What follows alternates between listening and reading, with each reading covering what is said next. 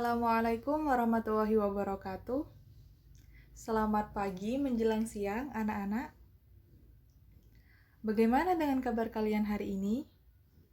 Semoga selalu dalam keadaan baik ya.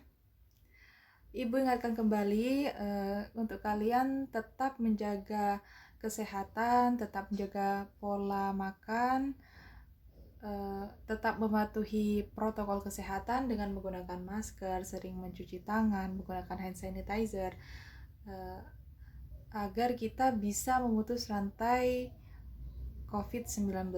Dan jangan lupa untuk tetap berdoa agar pandemi ini bisa segera berakhir dan kita bisa belajar secara offline atau secara tatap muka.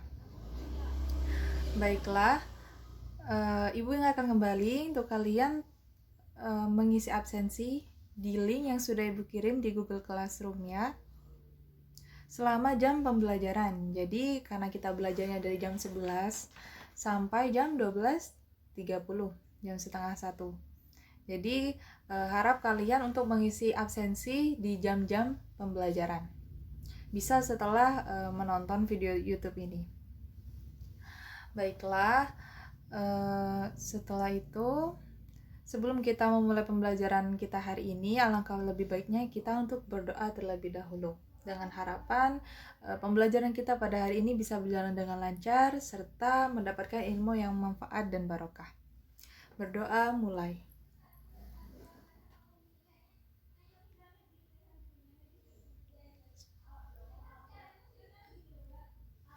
Berdoa selesai.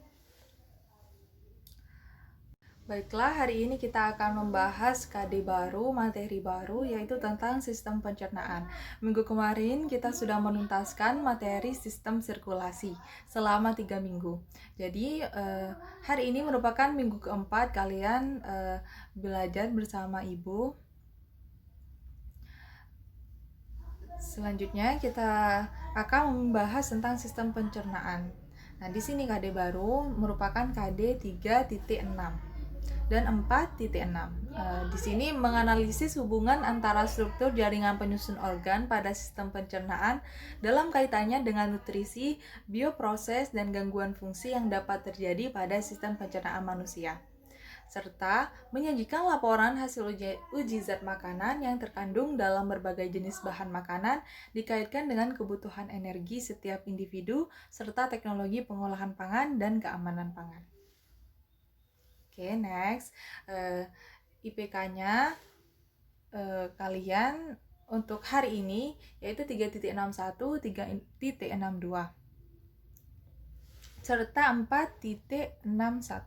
Jadi di sini hari ini kita akan mengidentifikasi zat-zat nutrisi pada makanan, menganalisis zat makanan yang dibutuhkan oleh tubuh manusia sehari-hari, dan menyajikan laporan hasil uji makanan yang terkandung dalam berbagai jenis bahan makanan.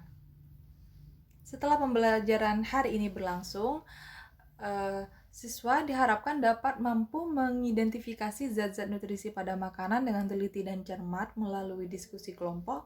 Jadi setelah YouTube ini berakhir, kalian akan melakukan mengerjakan LKPD dan di situ diharapkan kalian melakukan diskusi dengan kelompok masing-masing, dan apabila masih ada yang belum dipahami, kalian bisa chat ibu lewat WA. Yang kedua, kalian mampu menganalisis zat makanan yang dibutuhkan oleh tubuh manusia sehari-hari dengan benar melalui diskusi kelompok. Dan kalian mampu menyajikan laporan hasil uji makanan yang terkandung dalam berbagai jenis bahan makanan dengan sikap disiplin, bersungguh-sungguh, bertanggung jawab, dan mau bergotong royong. Jadi Ibu berharap diskusi dengan kelompok bisa berjalan dengan lancar tanpa membebani salah satu pihak ya. Jadi intinya harus saling bekerja sama.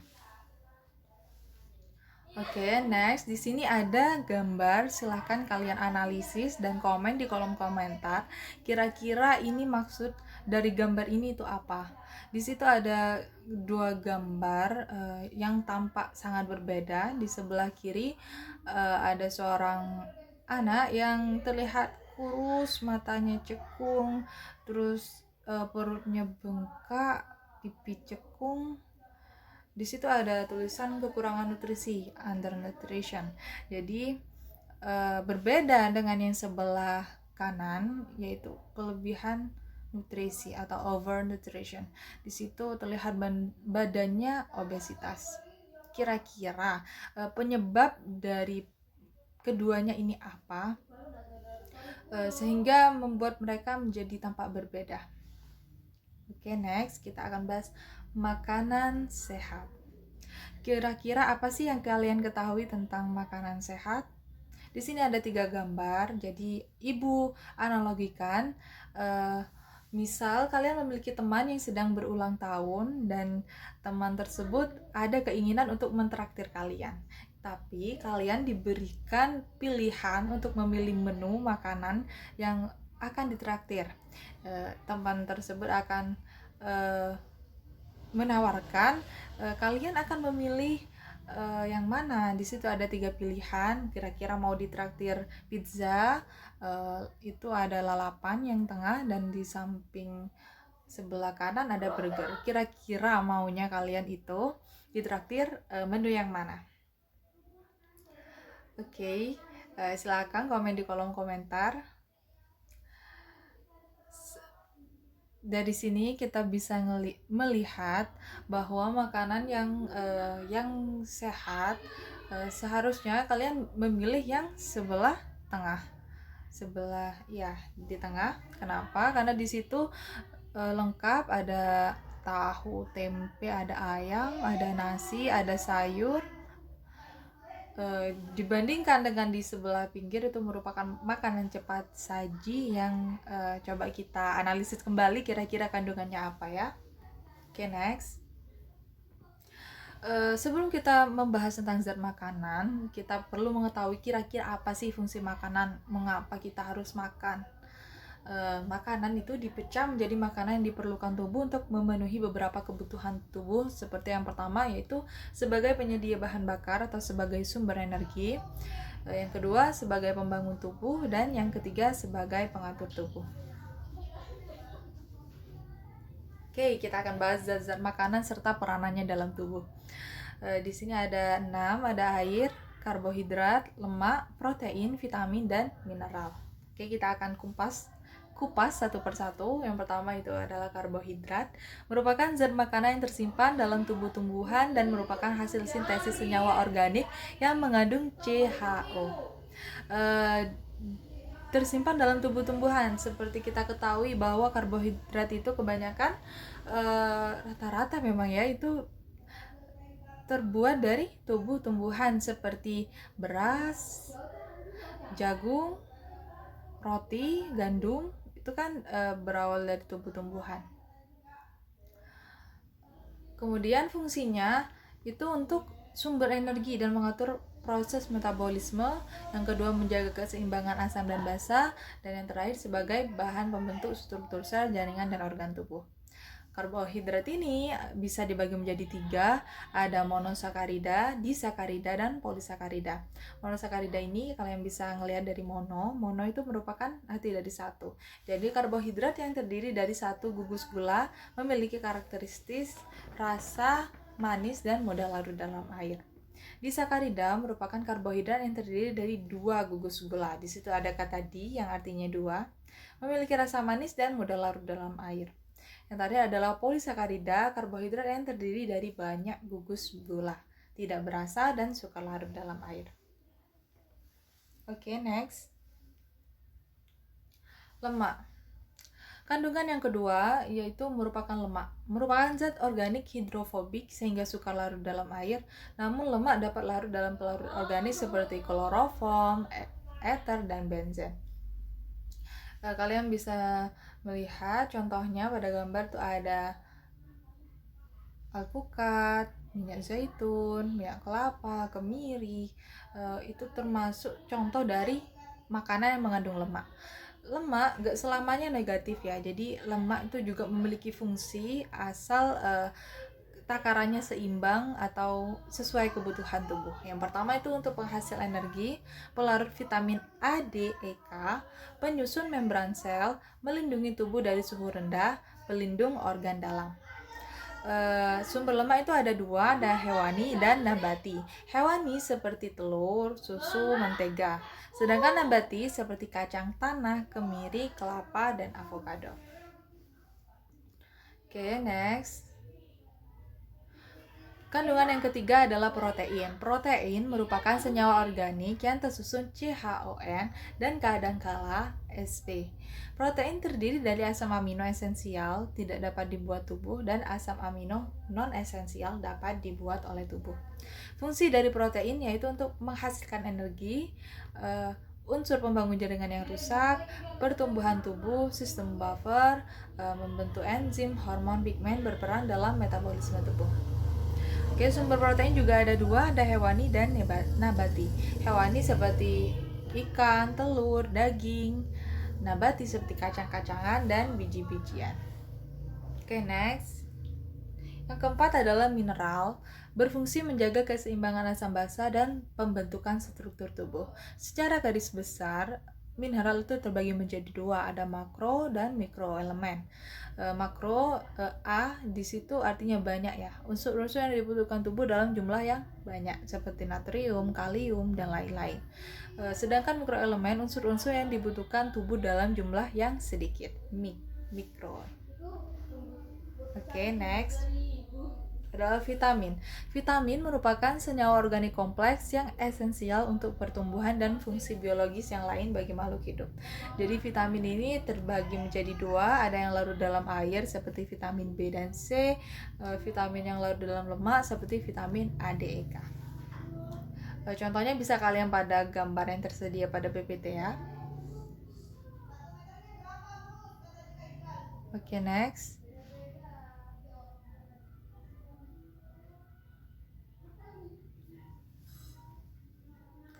Yang terakhir adalah air. Kalian sudah mengetahui bahwa air itu memiliki banyak peranan bagi seluruh makhluk hidup. Air bisa dibuat untuk mencuci pakaian, mencuci piring, mandi, dan lain-lain. Gak hanya itu, air juga berfungsi untuk tubuh kita, yaitu fungsinya pelarut beberapa jenis bahan makanan dan vitamin, menjaga tekanan osmotik, mengangkut makanan ke jaringan tubuh, mengangkut sisa metabolisme keluar tubuh, medium berbagai reaksi kimia dalam tubuh, dan menjaga keseimbangan tubuh.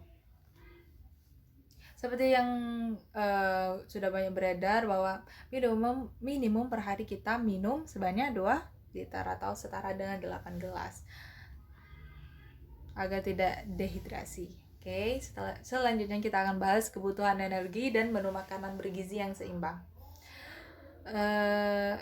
Menu makanan bergizi seimbang itu merupakan mengonsumsi makanan yang mengandung nutrisi yang disesuaikan dengan kebutuhan tubuh dengan memperhatikan berbagai prinsip seperti keberagaman jenis makanan, aktivitas tubuh, berat badan ideal, serta faktor usia. Jadi kalian bisa lihat pada gambar yang tersedia pada PPT ya. Di situ berbentuk piramid, di bagian paling bawah merupakan jenis-jenis dari karbohidrat. Jadi porsinya karbohidrat itu lebih banyak dibandingkan sayur dan buah. Kemudian di atasnya lagi ada itu yang mengandung protein, dan itu yang paling atas itu ada sweets, foods, and oil, jadi kayak minyak. Jadi kadarnya tubuh kita itu butuhnya seperti apa. Jangan dibilang seimbang, nanti makanan banyak semua, lauknya banyak, lauk pauk banyak, kemudian sayur banyak, dan karbohidrat banyak. Bukan seperti itu. Jadi kita analisis kira-kira kebutuhan tubuh kita itu seperti apa. Memang sejatinya karbohidrat itu lebih banyak dibandingkan kandungan-kandungan yang lain. Oke, next. Untuk mengetahuinya kita bisa menghitung menggunakan BMR atau basal metabolic rate, merupakan rata-rata energi yang dibutuhkan pada proses metabolisme yang terjadi dalam tubuh seseorang dalam keadaan istirahat total dan berada dalam suhu ruangan normal.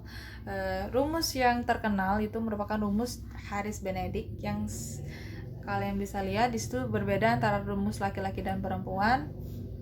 BB di situ kalian bisa isi berat badan kalian, TB tinggi badan, dan U itu usia.